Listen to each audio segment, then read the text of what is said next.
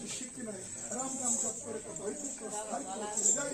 আচ্ছা বলেছি শোনো, এই কার্য করিব কোথায়? হে ভক্তগণ, আজকের এই বৃন্দাবনে আপনাদের সকল ভক্ত বৈষ্ণবদের উদ্দেশ্যে যজ্ঞের যে চাবিজকে প্রসাদের করেছে